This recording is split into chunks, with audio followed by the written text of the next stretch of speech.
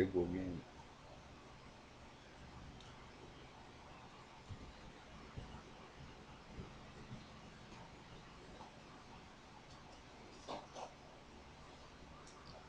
Your show will go live in 5 seconds. 4, 3, 2, 1. Lock on radio.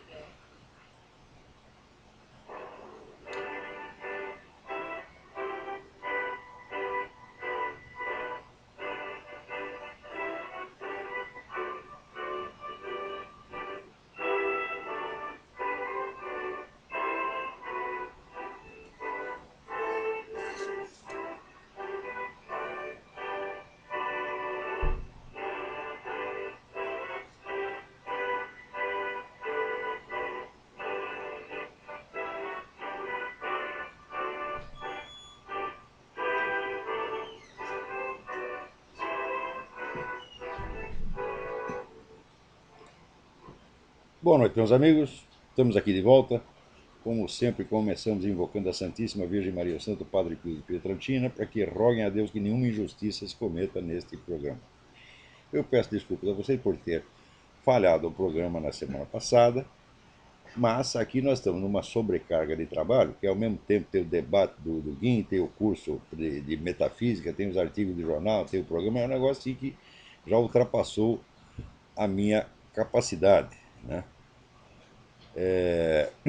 E também eu quero anunciar o seguinte, que pode ser que a coisa se repita nas próximas semanas, porque eu tenho 3 viagens ao exterior para conferências, né? Como eu só falo bobagem mesmo, então o pessoal aí de 3 países está me convidando para, né, dizer mais bobagem aí pelo mundo. E depois eu conto onde é, né? Agora, aqui, olha aqui, a Graça Salgueiro me informa o seguinte, que ela leu, como todo mundo leu na Folha de São Paulo, a notícia sobre o tal do chanceler das Farc que está no Brasil. É isso? Então, essa notícia saiu a semana passada na Folha de São Paulo. Mas acontece o seguinte, esta mesma notícia já tinha sido publicada pela Graça Salgueira no blog Nota Latina em 2007. 2007. Vocês viram que coisa, tudo acontece. Se sai alguma notícia importante sobre política latino-americana, né, em qualquer dos grandes jornais, você pode ter certeza que com 2 ou 3 anos de antecedência, no mínimo, já saiu no Nota Latina ou no Mídia Sem Máscara. E o pessoal continua dando dinheiro para essas merdas de Folha de São Paulo, Estadão e Globo, tá certo? Porque gosta de ser empulhado, gosta de ser enganado, gosta de ser feito de trouxa. Não, olha, garanto para vocês, nos chamados órgãos da grande mídia, né, não há nenhum jornalismo, nenhum. Né? Dizem que eles são órgãos de grande penetração, mas é grande penetração anal, tá entendendo? Então, eles estão lá para isso, para tomar o dinheiro do público, enganar todo mundo, se encher de verba de propaganda do governo e puxar saco de todo mundo que não presta. É só para isso que serve o Globo, a Folha, o Estadão e toda a chamada grande mídia brasileira, né? Então, olha aqui, dê uma olhada lá no site Nota Latina e aproveitem aqui. Em vez de dar dinheiro para esses merda desses, né, Otávio Frias e Marinho, contribuam para o site Nota Latina, que a Graça Salgueiro faz isso há anos, um trabalho exemplar. Se você quer informação fidedigna, em cima da hora, tá tudo lá. Tá certo? Lá e também no Mídia Sem Máscara. Aliás, esta semana me trouxeram aqui uma tese universitária feita na PUC que eu pariu, você está entendendo? Por uma senhora, né, comunicóloga, né, e ela faz lá uma tese sobre o Mídia Sem Máscara, né? Assim, a tese tem 10 besteiras por página, sem contar os erros de gramática, mas tem um que eu não posso deixar de ressaltar aqui. Em primeiro lugar, a mulher faz a tese sobre um órgão de mídia sem nem consultar o fundador e diretor da mídia, que está inteiramente acessível. Está lá e-mail, telefone, qualquer pessoa que queira falar comigo tem acesso a mim. Pode ligar aqui no TrollSpeak, falar comigo aqui mesmo, pô. Né? Então, eu nunca vi uma coisa dessa. Né? Você imagina eu lá fazer uma tese sobre o Globo sem falar com o diretor de redação do Globo ou com um dos marinhos. Né? Isso aí não existe. Mas a mulher já fez a porra da tese, está lá feita. Né? Então agora não tem mais conserto. Mas acontece que lá para dentro, né, ela se fazendo de muito superior, diz, olha, o mídia sem máscara é incoerente com as suas posições, porque ele defende a liberdade de imprensa, mas ao mesmo tempo bloqueou os artigos do Jânio Cristaldo, porque ele não concordava com a orientação geral. Ele falava contra a religião e as pessoas do mídia sem máscara são religiosas, então eles tiraram o Jânio Cristaldo por causa disso. Aqui, dona, eu nem me lembro do seu nome, se é que você tem algum, você tem, né? Mas você sabe o que eu estou falando. A tese sobre mídia sem máscara. Foi na PUC? A PUC de São Paulo. Veja que coisa, né? Então, aqui, dona, fiz escrever essas coisas, você se informa. O Jânio Cristal ficou anos escrevendo mídia sem máscara, dizendo o que queria contra a religião, contra quem quer que fosse. Acontece que lá pelas tantas, ele começou a falar mal de judeu. E começou com um negócio antissemita, irritante, tá certo? Que estava descambando no racismo puro e simples, o qual é crime. Nós não queríamos que o nosso jornal fosse feito de instrumento de crime. Daí comecei a receber cartas de protesto de entidades judaicas. Né? Porque o judeu, você sabe como é, o judeu obedece àquela regra, quem tem cu tem medo. Depois do que eles passaram na Europa, né, quando eles veem um sinal assim de racismo antissemita, eles já ficam alarmados e fazem muito bem de ficar. Então comecei a receber carta enfesada de organização judaica reclamando contra isso. Pedi para o desgraçado parar de escrever aquelas coisas, ele não parou. Daí o seguinte, daí eu recebo uma carta de uma organização judaica de Israel ameaçando colocar o Mídia Sem Máscara numa lista internacional de publicações antissemitas e neonazistas, por causa do porra do Jânio Cristaldo. Tá? Bom, daí mandei o sujeito fazer aquilo que ele já devia estar fazendo há muito tempo, que é tomar no cu. Tá? E tiramos o sujeito de lá. Tá certo? Tiramos, passamos um papel higiênico e esquecemos o assunto. Agora vem essa mulher dizer, não, é uma divergência ideológica. Divergência ideológica, o caralho, minha senhora. Você não sabe distinguir tua divergência ideológica e a prática de um crime, não? Você quer que a gente deixe, né, o Mídia Sem Máscara servir de instrumento de crime e ser processado por tudo quanto é organização judaica do Brasil e até lá de Israel? Você quer que a gente faça isso? Quer dizer, precisaria a gente ter um amor pelo Jânio Cristaldo, né, maior do que por nós mesmos. Né? Aí isso não dá. O Cristo mandou amar o próximo como a si mesmo, não mais do que a si mesmo. Quer dizer, eu não posso dar para o Jânio Cristaldo a moleza que eu não dou nem para mim mesmo. Então, olha, dona, na próximo programa eu vou dar o seu nome, endereço, CPF, RG e número de telefone, para todo mundo saber que você é uma charlatã, você é uma mentirosa, você não tem capacidade para ser professor universitário de merda nenhum e nem professor primária. Porque até professor primário tem que ter algum amor pelo conhecimento, amor pela verdade, em vez de ficar mentindo para as criancinhas. E falando de mentir para as criancinhas, vocês sabem que o projeto do kit gay falhou. Né? Chegaram lá, mostraram o negócio para Dilma Rousseff, ela se cagou de medo, tá certo? E disse, não, vamos suspender essa porcaria. Né? Agora, na verdade, aqui tem até um artigo do Paulo Giraldelli. Eu, pela primeira vez na minha vida, sou obrigado a concordar com o Paulo Giraldelli. Porque ele disse o seguinte, que a Dilma enganou os evangélicos. Porque vetou o kit gay, mas ao mesmo tempo o kit gay está sendo cada vez mais difundido através da internet. Então é propaganda, o governo não vai nem precisar gastar dinheiro para distribuir aquilo. Já fizeram a propaganda gratuita e a mensagem vai chegar na meninada de qualquer jeito. Só que o Paulo Giraldelli acha isso lindo, lindo, lindo.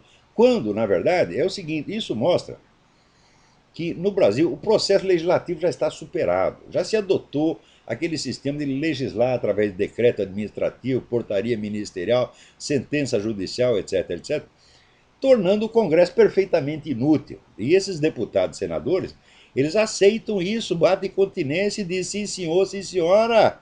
Eles gostam disso. Né? Na verdade, eles não querem trabalhar, eles só querem embolsar o salário. Se não precisar votar lei nenhuma, melhor para eles. Né? Então, tanto faz ter lei ou não lei. Veja, o negócio da PL 122, né, não foi rejeitado, não existe, a PL 122 não foi aprovada. Não obstante, tem gente sendo processada por homofobia.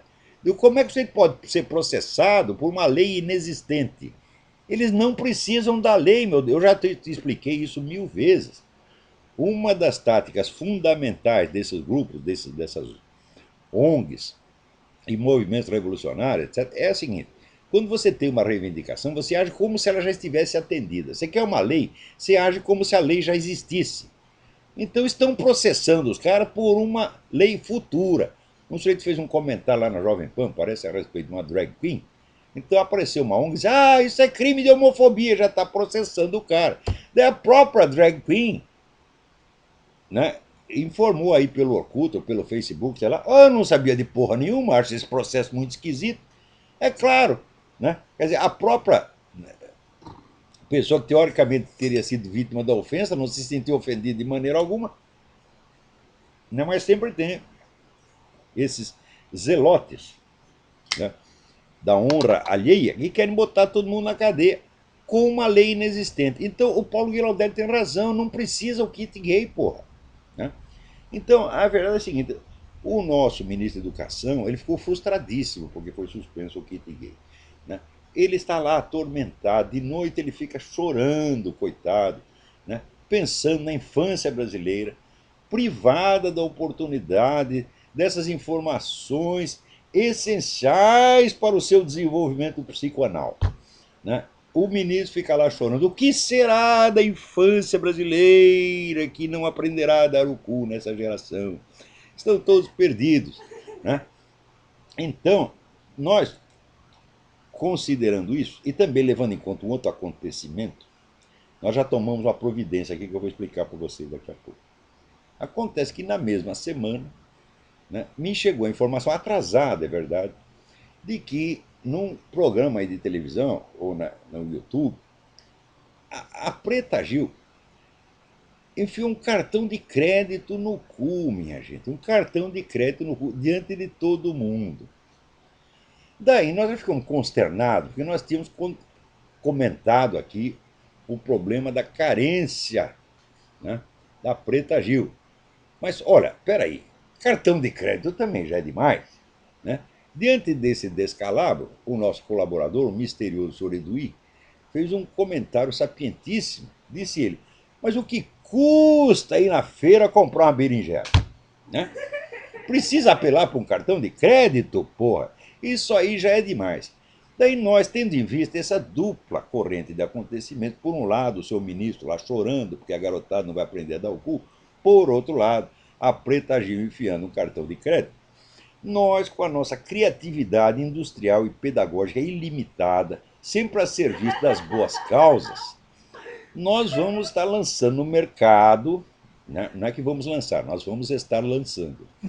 Vamos estar lançando no mercado o nosso mais novo produto, que eu quero mostrar aqui para vocês. Os que estão só no áudio, desculpem, mas depois vocês veem a gravação, né, no YouTube e vocês vão ver do que se trata. Olha aqui, nós estamos lançando o Kit Preta Gil. Kit Preta Gil. Aqui, já tem aqui, você vê que tem aqui a bandeira do Brasil para marcar o nosso orgulho da indústria nacional. Tá certo? E também a bandeira nacional em forma circular, que é uma alusão subliminar às finalidades do produto. Então aqui no kit, tanto a Preta Gil como os demais interessados e necessitados encontrarão, né, vários equipamentos necessários à sua formação, né, intelectual. Olha aqui, em primeiro lugar nós temos aqui uma berinjela. Berinjela é só para os estudantes mais avançados, que já têm uma prática nesse negócio. Né? Para as pessoas que são de uma mentalidade, uma inteligência mais profunda, nós temos aqui um pepino. Como vocês veem, o pepino já vem envolto numa camisinha, que é para impedir a proliferação indesejada de pepininhos. E temos também, vamos dizer, para, né, os mais principiantes, nós temos aqui uma abobrinha. Abobrinha. Né? Agora, para as pessoas que não têm experiência nenhuma, para os total principiantes, nós temos aqui um cotonete. Você pode começar treinando com o cotonete e daí você vai galgando novos degraus, tá certo? Na penetração dos mistérios do universo. Tá certo? E também, para não dizer que nós discriminamos aí as preferências da Preta Gil, temos aqui um cartão de crédito para os que preferirem, né? Porque já que ela lançou a moda, muita gente vai querer. Agora, tem uma advertência importantíssima. Tem que ser um cartão de crédito com data de expiração vencida. Não pode ser um cartão que está em funcionamento. Tem que ser um cartão vencido. Vou explicar por quê. Né? Você pode fazer experiência e confirmar por você mesmo. Você vai numa loja, faz uma compra, tá? E na hora de pagar, você chega lá no caixa, apresenta o cartão vencido. O gerente passa o cartão na máquina e vai voltar e dizer: isso aqui não serve para nada, enfia no cu. É exatamente disto que se trata.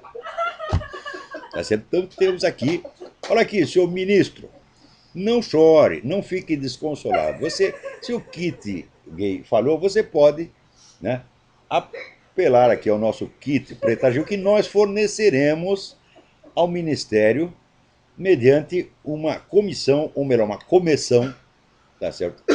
Digamos de uns 50, 60, 70, 85%. Né? E você pode distribuir para toda a meninada. Né? Aliás, eu não posso dizer que a meninada do Brasil está desamparada, tá certo? Nesse aspecto. Por quê? Com uma dívida federal de 1 trilhão e 800 bilhões, as gerações vindouras já foram enrabadas antes de nascer. Então, pouco lhes falta em matéria de ensinamento gay. Quer dizer, já nasceram arrombadas. Tá certo? Então, ministro, console-se. Você não conseguiu. O seu ministério não conseguiu, mas o Ministério da Economia conseguiu. Né? Então tá aqui. Para não dizer que está tudo perdido, alguém me mandou aqui uma boa notícia. O Osmar Neves, de Brasília, diz aqui: após muitas insistências da minha parte, ultrapassando o limite do que seria considerado impertinência, a editora Paulus acaba de publicar um livro citado pelo Sr. Troll Speak, de 19 de abril de 2010. Darwinismo Moral, Como Nos Tornamos Hedonistas, do professor Benjamin Weicker. Esse livro é de fato excelente. Né? É importante dizer, olha, esse livro mostra que o Brasil, o mundo está se brasilianizando. E que o Brasil é a sociedade lúdica, é a cultura lúdica. As pessoas elas escolhem assim, né, religião, conduta moral, partido político, candidato, tudo, tá certo? Na base do princípio do prazer. É o que você gosta. Né? Por exemplo, quando o brasileiro, em vez de perguntar, por exemplo, você concorda com o que o fulano disse, o que você acha? Eles perguntam, você gosta do fulano? Quer dizer, você gosta de Aristóteles? Você gosta de Karl Marx? Você gosta de Lenin? Então é tudo na base lúdica, é tudo na busca do prazer. Tá certo? Acontece que o resto do mundo está se deixando infectar por esta merda. Você vê, a simples existência de um negócio, um treco chamado movimento gay, né, é fundado no quê? No princípio do prazer, quer dizer, no tipo de prazer que essas pessoas gostam. Agora, por que não lança o movimento dos sadomasoquistas? Né? O movimento dos coprófilos, que adoram comer merda. Tá certo? E assim por diante, daquelas pessoas, o movimento daquelas pessoas que adoram transar com patos, galinhas, né? Bezerras, cabras, né? E, lembrando os mamonas assassinas, até tatus. Não é isso? Então, eu acho que todas essas preferências eróticas têm direito à sua representação política. Se formar um partido político para cada uma, tá certo? Eles vão ocupar todo o espaço. E daí as discussões no parlamento seriam assim: o que nós vamos fazer hoje? Nós vamos tocar punheta ou vamos dar o cu? E haveria, vamos dizer, debates acalorados em torno da forma de prazer, né, a ser exercido naquele augusto e sacrossanto recinto parlamentar. Né? E aí, se o doutor Fernando Haddad estiver vivo, né, nesta época, ele verá que todas as suas preocupações foram vãs, que tudo o que ele esperava se realizou, não tanto pelos meios que ele esperava, e não tanto por iniciativa do seu ministério, mas por, né, pela ação de forças históricas imensuráveis e incontroláveis. Né? Agora aqui o Daniel Pereira me pede um conselho. Ele diz: olá, você é um mestre para mim em vários aspectos da vida, não apenas na vida intelectual, mas na minha formação como homem, por causa da tua experiência da vida e sinceridade. Muito obrigado. Daí ele diz, eu tenho 19 anos e não consigo me dar bem com as mulheres. Ô Daniel, e quem consegue? Hã? A mulher não é para você se dar bem com ela, é para você ter amor por ela e pagar as despesas. Hã? Tá certo? É para isso. Amor é uma coisa e dar-se bem é outra. Né? Eu e a Roxane, por exemplo, né? Eu amo essa mulher loucamente, mas quem diz que eu me dou bem com ela? Eu dar bem, eu só dou umas porradas nela todo dia aqui. Né? Então, então você não precisa. Pense, olha, quando você olha para a mulher e fala, eu não vou entender você nunca, eu não tenho a menor ideia do que se passa na sua cabeça. Cada vez que você fala, eu fico completamente confuso, só sai merda da sua cabeça, e não obstante eu te amo. Você fala assim. A mulher não quer ser compreendida, porque toda vez que você compreende, a mulher fica ofendida. Né? Ela quer que você não entenda nada e viva assim numa espécie de névoa brilhante. Né? Então é por causa disso. Você não precisa se dar bem, não precisa se entender com a mulher. Basta você ter amor por ela. Por exemplo, se você tem um cachorro, você entende o cachorro? Não, é claro que não entende. Se você tem um gato, vai entender a cabeça de um gato? Não entende, no entanto, você tem amor por ele. Mulher também. Não é para entender, meu filho. Tá vendo? Ela também não vai entender nada do que você está falando, mas nós não estamos aqui para nos entender. Veja, Jesus Cristo disse amai-vos uns aos outros. Ele não disse entendei uns aos outros, porque ele sabe que isso é impossível. Né? Você passa a vida com uma pessoa e você vê que você não entendeu nada. Né? Quando você pensa que é de um jeito, é do outro. Então, olha, você vai praticando isso, um dia você vai acabar gostando. Fala, olha, eu estou aqui faz 40 anos amando essa mulher, não estou entendendo nada. Tá certo? Então precisa entender. Né? Então, se é por aí, se esse conselho serve para alguma coisa, né? Então, segue por aí. Se não foi bem isso que você esperava a resposta, manda outra carta que eu tento explicar de novo melhor. Agora aqui, né? Um sujeito me manda um negócio extraordinário, um exemplo para a juventude deste país. Né? Tem um cidadão de São Paulo que foi processo, como é o nome dele? Romildo II Chiacchini Filho. Né? Ele foi processado por ter em casa uma arma sem a devida autorização. Olha, em primeiro lugar, veja, o sujeito tem arma desde quando? Olha, ter arma sem autorização é natural na humanidade, todo mundo tinha. Eu ganhei a minha primeira arma com 8 anos de idade. 8 anos de idade. Né? Ainda fiquei inveja, eu fui inveja do meu irmão, porque meu irmão ganhou uma espingarda de repetição e eu ganhei uma cartucho que dava um tiro só. Tá certo? E naquela época era uma coisa mais normal. Ninguém ia pensar em ter uma autorização do Estado para ter uma arma em casa, meu Deus do céu. Então, daí depois os caras inventam uma lei que precisa de autorização do Estado e prende o camarada, tá certo? Acusando de um delito que provavelmente não existia na época que ele comprou a arma. Ou comprou, ou ganhou, etc. Né? Sei lá. Agora, o senhor Romildo fez a coisa certa. Ele foi, tá certo, até o foro, né? Pediu os autos do processo, colocou no chão, baixou as calças e cagou em cima. Ah, tá aí a coisa certa. É assim que se faz, seu Romildo.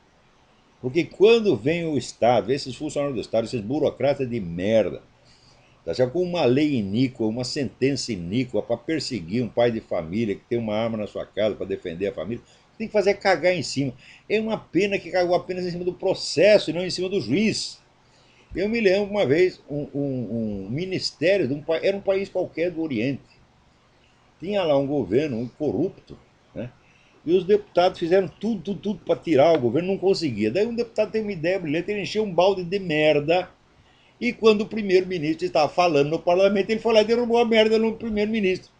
O primeiro-ministro ficou tão atormentado com o vexame que pediu demissão e foi para casa, que era exatamente do que se tratava. Né? Então é assim que se faz. Eu sugiro que esta técnica do senhor Romildo II seja adotada no Brasil inteiro. Vocês peguem as leis, os projetos de leis, etc, etc, caguem em cima. Só que não façam isso só no foro, né? Vocês façam na praça pública. Agora, Aqui também me chega uma notícia do Globo dizendo que as universidades americanas estão entre as melhores instituições do mundo. Mas é claro, se você pegar as 10 maiores universidades do mundo, no mínimo 8 estão aqui nos Estados Unidos. A segunda está na Inglaterra. Tá certo? Por quê? É muito simples. Esse povo anglo-saxônico pode ter os defeitos que for, mas eles levam as coisas a sério, eles são devotados. Vamos dizer, são pessoas de uma boa fé naquilo que fazem, que a gente fica besta. Claro que tem exceções, tem vigarista também, mas aqui a fronteira entre o vigarista e o homem de boa fé é uma coisa nítida. Você distingue os dois a 100 metros de distância. Né? Agora, no Brasil essa distinção já se tornou até imoral. Você dizer que uma pessoa é honesta, você está discriminando os desonestos, pô. Você não pode ter uma coisa dessa. Né? Então, e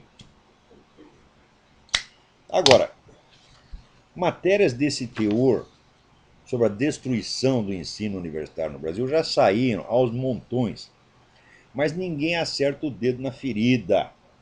Ninguém diz por que isso acontece. E eu até acabei de mandar para o Diário do Comércio um artigo que, olha, eu sou meio uma besta quadrada. Eu ia ler o artigo aqui para vocês e esqueci de imprimir. Pô. Então eu vou imprimir agora, se vocês me permitem. Eu vou imprimi-lo neste momento e lê-lo aqui para vocês.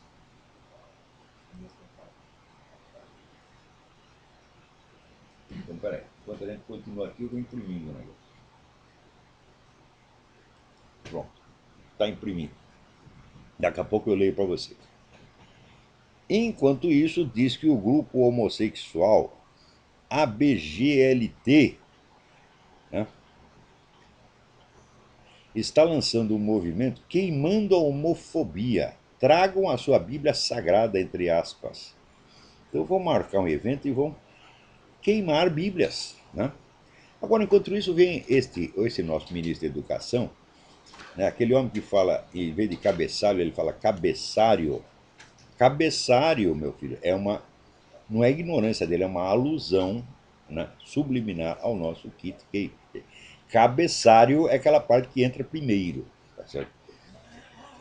Então é disso que ele está falando. Então, esta besta quadrada, eu li o currículo do desgraçado.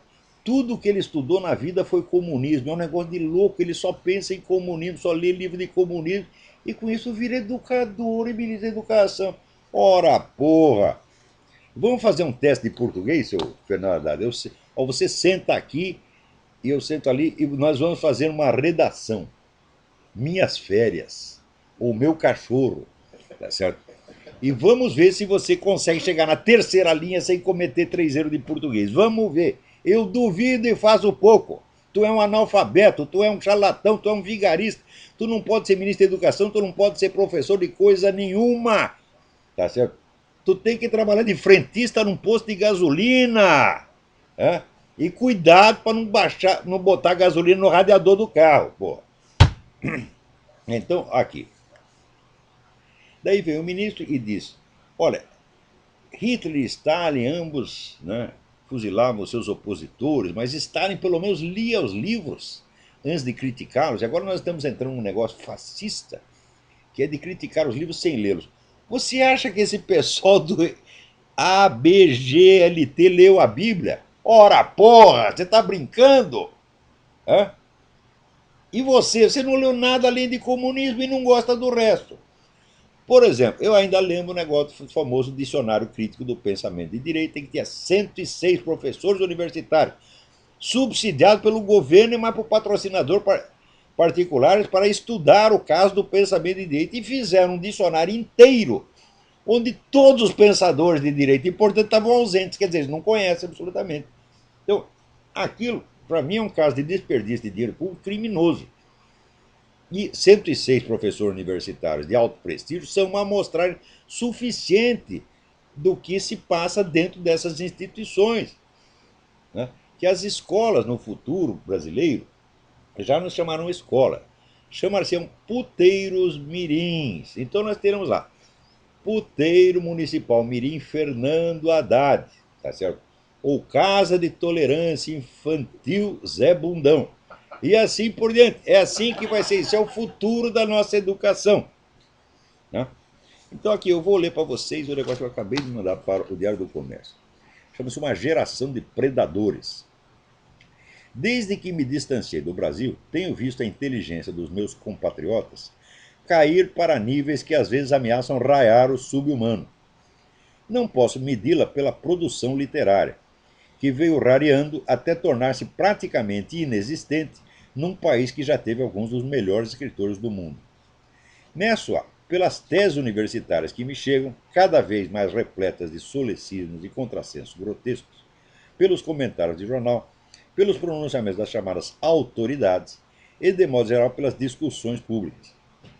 Em todo esse material, o que mais salta aos olhos não é o vazio de ideias, não é a estupidez dos raciocínios, não é nem mesmo a miséria da linguagem. É a incapacidade geral de distinguir entre o essencial e o acessório, o decisivo e o irrelevante.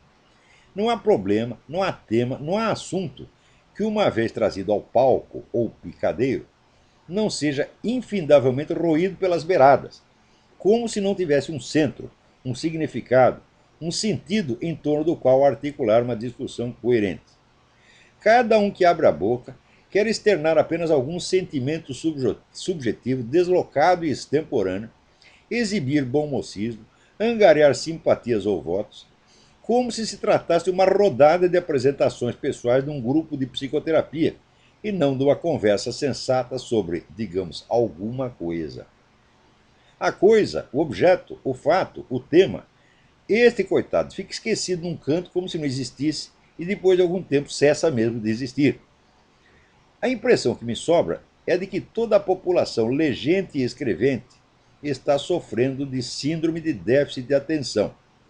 Ninguém consegue fixar um objeto na mente por 10 segundos. A imaginação logo sai voando para os lados e tecendo embevecido um rendilhado de frivolidades em torno do nada. Se me perguntarem quais são os problemas essenciais do Brasil, responderei sem a menor dificuldade. Primeiro, a matança de brasileiros, entre 40 e 50 mil por ano. 2. O consumo de drogas, que aumenta mais do que em qualquer país vizinho e que alguns celerados pretendem aumentar mais ainda mediante a liberação do narcotráfico, o maior prêmio que as Farc poderiam receber por décadas de morticínio. Parênteses. Se liberar, a coisa mais simples. A discussão no Brasil em torno da liberação do narcotráfico é travada em termos morais, jurídicos e doutrinais os mais abstratos. Tem o Estado o direito de controlar isso? Né? Qual é a conveniência para a formação das pessoas, etc. E nunca tocam no ponto central. O ponto central é o seguinte, meu filho, uma lei, uma mudança nas leis, né, ela não acontece num cenário abstrato, num cenário de ideias. Acontece dentro de uma circunstância política precisa. E você tem que ver o que ela vai produzir como resultado político imediato e inevitável. O resultado político imediato e inevitável da liberação das drogas é o seguinte: uma vez liberado, quem poderá controlar o mercado, se não aqueles que já detêm as fontes de produção, a rede de distribuição, a totalidade dos pontos de venda, a administração e a coleta de dinheiro. Quem controla tudo isso vai continuar controlando o mercado. Quem é isso? As Farc. Então, esta liberação das drogas é feita, meu filho, não é por motivos abstratos de liberdade, etc., por essas merda que pensam esses liberais, tipo Rodrigo Constantino e outros, sabe, analfabetos, cretinos, tá entendendo? Isso é feito para favorecer as Farc. Se num outro momento for do interesse do movimento revolucionário proibir a distribuição de drogas, eles farão também. Quer dizer, o negócio é apenas transformar as Farc numa entidade, numa empresa multinacional legal e num partido político legalmente constituído e entregar a ela o poder. Então, isto é entregar às Farc o verdadeiro objetivo pelo qual elas lutaram durante 40 ou 50 anos.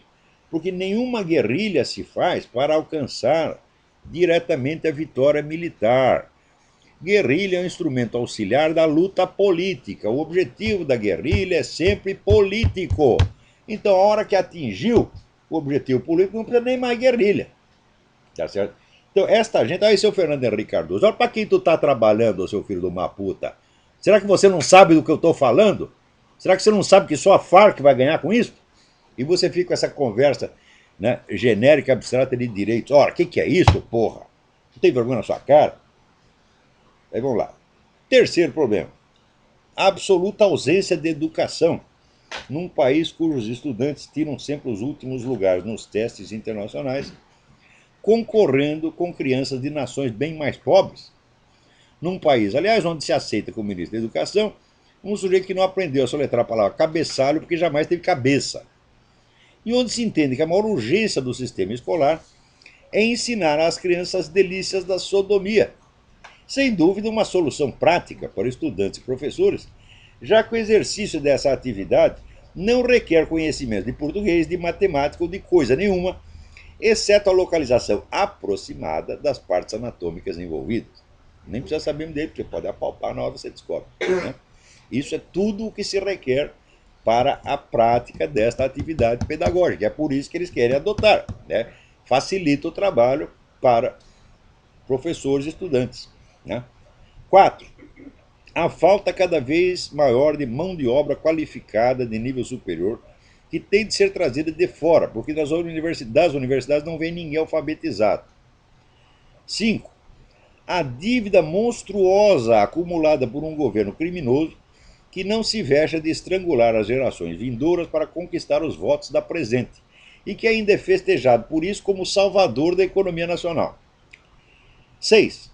A completa impossibilidade da concorrência democrática num quadro onde governo e oposição se aliaram com o auxílio da grande mídia e a omissão cúmplice da classe rica para censurar e proibir qualquer discurso político que defenda os ideais e valores majoritários da população, abomináveis ao paladar da elite. Sei que no Brasil, as coisas em que o povo brasileiro acredita, as coisas que ele preza, as coisas que ele dá valor, as coisas que ele ama, não tem direito à representação política.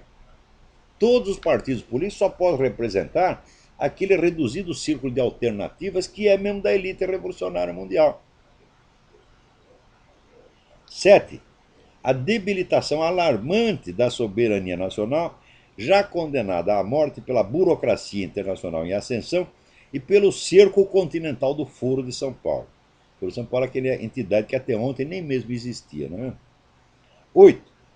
A destruição completa da alta cultura, num estado catastrófico de favelização intelectual, onde a função de respiradouro para a grande circulação de ideias no mundo, que caberia à classe acadêmica como um todo, é exercida praticamente por um único indivíduo, que é este que vos fala. O último sobrevivente, que em retribuição leva pedradas e cuspidas por todo lado, especialmente dos plagiários e usurpadores que vivem de parasitar o seu trabalho. Essa semana mesmo, quer dizer, realizações, já são 300 títulos da mais alta importância. 300 títulos, certo? Que é a lista que eu fui passando para eles no curso das aulas que eu dei lá mesmo. Tá certo? Exercendo, portanto, as funções informais de diretor editorial, sem receber, nunca pediam dinheiro, tá certo? Mas o que não pode é o sujeito sair posando como se ele tivesse descoberto tudo isso. O que é isso, pô? Aí a realização não tem mérito nenhum. O mérito daquilo é integralmente meu. Fui eu que fui pesquisar, estudar e descobri esses 300 títulos, e muito mais, na verdade, tá certo? Que vem atrás aquele molequinho só copiando o título para ver se ganha um dinheirinho em cima, pô. Então, isso é só um dos casos. Não tem o Paulo Giraldelli, não lançou lá um negócio chamado História Essencial da Filosofia, quer dizer, um plágio óbvio, que ainda sai falando mal da gente. E são casos e mais casos e mais casos. Então, se me perguntarem a causa, quer dizer, eu nesta posição, podia ser qualquer outro. Se você vê no tempo do Otto Maria Carpo, o Otto Maria Carpo abriu, né, a opinião pública brasileira para centenas ou milhares de obras importantes, tá certo? Só que não era só ele que fazia isso. Tinha ele, tinha o Augusto Maier, né? Tinha o Álvaro Lins, tinha o Lívio Xavier, tinha uma pá de jornalistas culturais de altíssimo nível que não se limitavam a ler o suplemento literário do New York Times, tá certo? E repeti-lo. Não, que iam atrás, que iam procurar livros. Às vezes um livro não é conhecido, não é um livro de sucesso, mas é coisa importante. Então, teses universitárias importantíssimas, que são conhecidas do círculo, pequeno círculo acadêmico, a gente tem que ir atrás e divulgar isto. Né? Vocês não podem se. O próprio Otto Maria Carpo conta que quando ele estava saindo da Áustria, né, ele foi lá receber um dinheiro do editor dele, né, e o editor falou: olha, não posso te pagar porque eu estou falido, porque eu editei aqui uns livros de um fulano aí, a Tchecoslováquia, me mandou um livro aí em alemão, eu publiquei, não vendi um puto de um exemplar, olha. Então você pode ir lá pegar quantos exemplares você quiser, recebe o seu pagamento em livro. Sabe qual era o livro? Era o Processo do Franz Kafka. Então, você vê que naquela época, por exemplo, um editor ia procurar um cara desconhecido na Tchecoslováquia, leu, falou: pô, isso aqui tem valor, e publicou aquela coisa. Né? Agora, no Brasil, os chamados jornalistas culturais, o que eles fazem é apenas copiar a grande mídia americana. É só isso que eles fazem. Eles só conhecem os livros que são comentados no New York Review of Books, no suplemento literário do New York Times, e em 2 ou 3 revistas de grande circulação daqui. Isso aí não é jornalismo cultural, meu Deus do céu. Isso aí chama-se passar recibo. Né? Mas daí vamos continuar. Se me perguntarem a causa desses 8 vexames colossais, digo que é a coisa mais óbvia do mundo. 40 anos atrás, as instituições que se gabam de ser as maiores universidades brasileiras lançaram na praça uma geração de pseudo-intelectuais morbidamente presunçosos que na juventude já se pavoneavam de ser, aspas, a parcela mais esclarecida da população. Isso era o slogan que todos os estudantes universitários repetiam. Quer dizer que, embriagados dos ensinamentos de luminárias como o seu Florestan Fernandes, Paulo Freire, né? O padre Comblan, essa putada toda do militância internacional, que também é um bando de analfabeto, um bando de ineptos, meu Deus do céu. Então, intoxicado, por isso que os professores chegavam e puxavam o saco dos alunos. Diziam: vocês são a parcela mais esclarecida da população, vocês têm que agir politicamente, vocês têm que mudar o destino do continente. Os idiotas acreditaram nisso e estão aí fazendo. Hoje, essas mentes iluminadas dominam tudo. O sistema educacional, partidos políticos, burocracia estatal, o diabo, moldando o país à sua imagem e semelhança. Matança, dívidas, emburrecimento geral, debacle do ensino, é tudo mérito de um reduzido grupo de cérebros de péssima qualidade, intoxicados de ideias bestas e vaidade infernal. Dentre todas as gerações de intelectuais brasileiros, a pior, a mais predatória, a mais destrutiva. Se querem saber agora por que os temas fundamentais não podem ser enxergados e discutidos na sua essência, por que as atenções são sempre desviadas para detalhes laterais e por que, em suma, nenhum problema nesse país tem solução, a resposta também não é difícil. Quem molda os debates públicos, por definição, é a elite dominante. E esta não permite que nada seja discutido, exceto nos moldes do seu vocabulário, dos seus interesses, da sua agenda, da sua irresponsabilidade psicótica, da sua ambição megalômana, da sua autoadoração abjeta. Enquanto vocês não perderem o respeito por essa gente, nada de sério se poderá discutir no Brasil. E note bem, não se trata de lançar a culpa no PT, porque isso aí é uma geração inteira. Uns foram para o PT, outros foram para o PSDB, outros foram para o PMDB. Mas é toda essa gente que foi formada pelas universidades brasileiras na área de filosofia e ciências humanas nos anos 60. Esta gente só tem merda na cabeça e uma presunção sem fim. O Brasil de hoje é criação deles. Esses 50 mil brasileiros que moram por ano, quando é que começou isso, meu? Foi a partir da Constituição de 88. Foi a nova República. A nova República inaugurou a matança. Você verá, a ditadura militar até hoje é estigmatizado porque diz que matou, né, 300 guerrilheiros, 300 terroristas. Agora, a nova República inaugurou a matança geral. São 50 mil brasileiros que moram por ano. E ninguém diz que isso é ruim. Ou pelo menos não associa uma coisa com a outra. Eles fazem leis para travar a ação da polícia, leis para favorecer o banditismo, e ao mesmo tempo fazem campanhas quer dizer, para confundir e destruir o senso moral da população, de modo que ninguém consiga mais distinguir o certo do errado, tá certo? Não saiba nem que existe certo e errado, tá certo? E vocês acham que isso não tem um impacto? Tudo isso não tem um impacto social, meu Deus? Como é possível? Né? Daí ficam procurando, né, causa. Não, é a miséria. Eu digo, mas não são vocês mesmo que dizem que tiraram as pessoas da miséria, porra? Então, o padrão de vida do brasileiro está subindo, ao mesmo tempo a criminalidade também está subindo. Ah, é a falta de educação, a falta de escolaridade. Não, meu filho. A criminalidade cresce junto com a escolaridade. Quando você leva a escola, aí chega o crime também. Mesmo porque a escola é ponto de venda de maconha, pô, maconha, cocaína, etc. Então, inventa essas explicações para quê? Para se esconder atrás delas. A explicação não é nada disso. A explicação é vocês, o Lula, Fernando Henrique Cardoso, Zé Serra, né, Zé Dirceu. A explicação é vocês, porra. Vocês fizeram isso, caralho. Então, a história não se faz por uma somatória de curiosas coincidências. A história se faz pela ação humana. E quando você tem milhares de ações convergentes no mesmo sentido, então trata-se de uma ação cultural planejada para provocar a mudança social. E vocês criaram a mudança social. A mudança social é isso aí: é crime, é narcotráfico, é matança, é prostituição infantil. Foram vocês que criaram isso.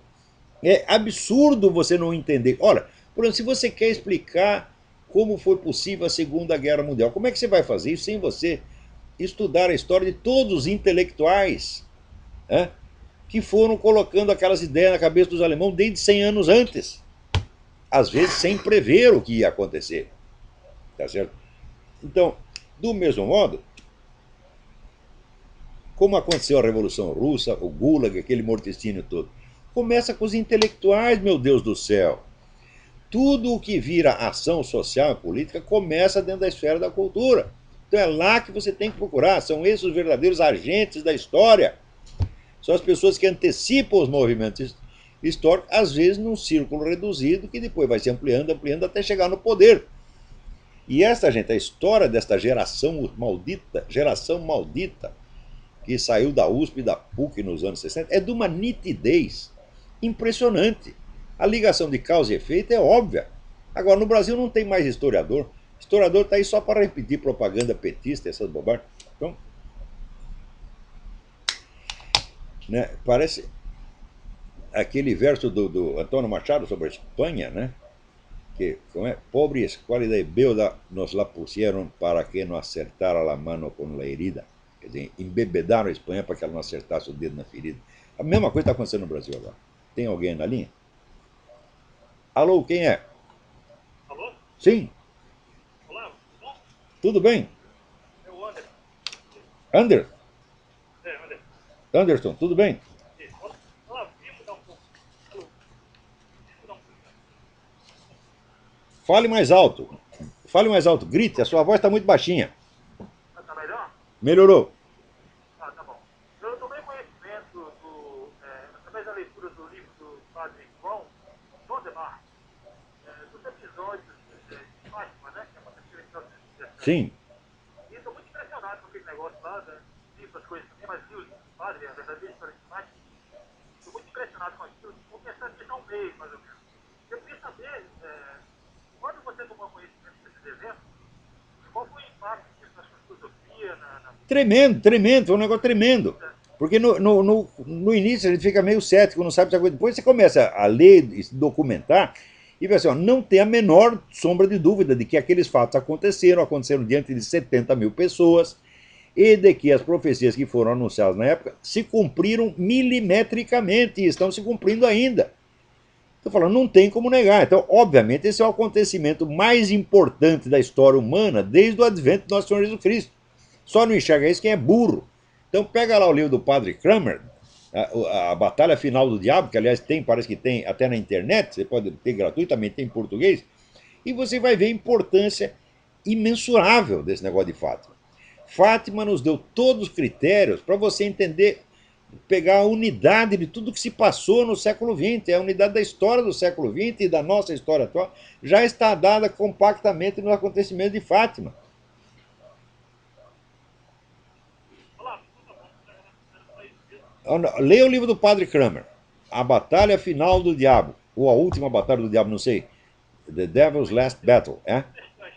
Imagina aí a confusão, né? Pois é. Pois é, tá bom, Olavo. Então, um abraço aí da turma que fortalece que acompanha esse seminário também. Muito bom. Lembrança aí para essa turma do joia. Ceará. Né?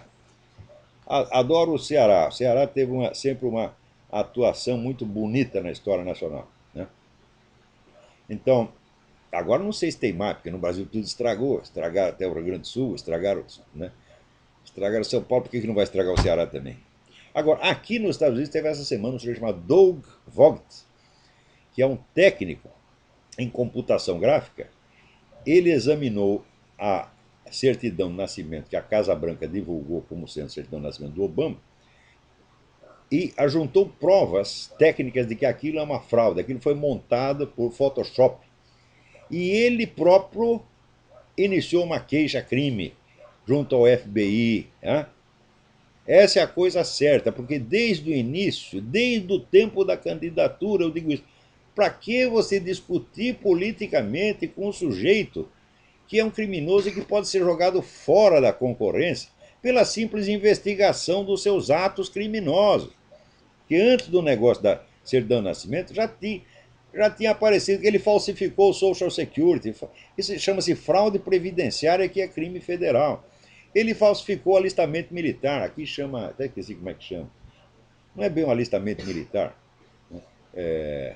Sei lá, um documento pelo qual o sujeito informa as Forças Armadas que ele existiu e que ele está à disposição. Vamos chamar de alistamento militar. Ele falsificou seu currículo universitário, inventando aquela história que ele esteve em Colômbia. Ele nunca esteve em Colômbia. Quer dizer, o sujeito é um vigarista que se elegeu presidente da maior nação do mundo com um documento falso, porra. Então, é claro que é um vexame tão grande que todo mundo tem vergonha de confessar que foi feito de trouxa. Mas se você não confessa que foi feito de trouxa, você vai ser feito de novo, e de novo, e de novo, e de novo, até você ficar de tanga, porra. Hein? Então, esse senhor Vogt fez a coisa certa. Não é para combater o cara politicamente, isso é perda de tempo, porra. Mete logo um processo crime e resolve o problema. Hein? Então, agora aqui, para você ver como estão as coisas, a puxação de saco do Obama ultrapassou já o nível do psicótico, é um negócio de um descaramento. Essa semana saiu no Los Angeles Times uma pessoa dizendo assim, olha, o Obama é criticado porque ele nos discursos ele gagueja, ele hesita, ele para, ele não sabe o que vai dizer em seguida, e o pessoal diz que isso é burrice, mas não é. É que a inteligência do Obama é mais veloz do que a linguagem humana. E como é que o senhor escreve uma coisa dessa, meu Deus do céu? Hã? Quer dizer, nenhum jornalista da minha geração, quando a gente tinha 20, 30 anos, ousaria escrever uma coisa dessa, mesmo que você adorasse o político e falasse, não vou escrever isso, que todo mundo vai rir da minha cara. Agora o pessoal escreve, e pior, o leitor não ri, o leitor aceita, diz, deve ser isso mesmo. Peraí, tem alguém na linha? Né? Alô, quem é? Alexandre, tudo bem? Fale bem alto. Como é? O nosso tempo está no fim, fale rápido.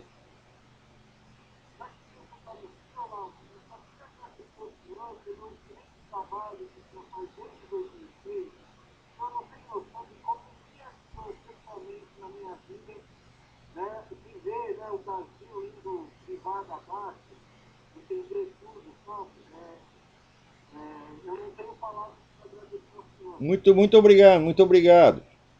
Muito obrigado. Não, fica para a semana que vem. Não, só queria um pouco de alento para o pessoal da minha idade, que está no Brasil, está totalmente frustrado e não sabe o que fazer. Olha, ninguém sabe o que fazer. Quando ele não sabe o que fazer. Olha, o meu amigo e mestre, Juan Alfredo César Armiro, dizia: quando você não sabe o que fazer, faça o que é do seu dever. O seu dever é o seguinte: se você é estudante, estude, tente compreender a situação.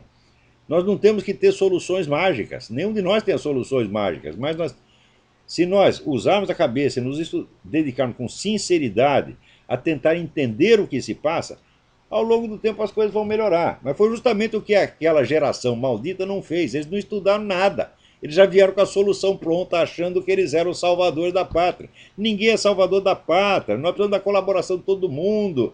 Precisa muita gente pensando com sinceridade, com dedicação, para que surjam boas ideias. Não é assim uma geração, um grupinho que vem com a solução pronta e diz, ah, nós vamos refazer o Brasil. Refizeram, você viu a merda que deu. Então essa aí, olha, agora nosso tempo acabou, então com esta mensagem do Alexandre e este meu apelo a que vocês façam o que tem que fazer, façam o que é do seu dever, né? Fica aí, então até a semana que vem, muito obrigado a todos. Pronto.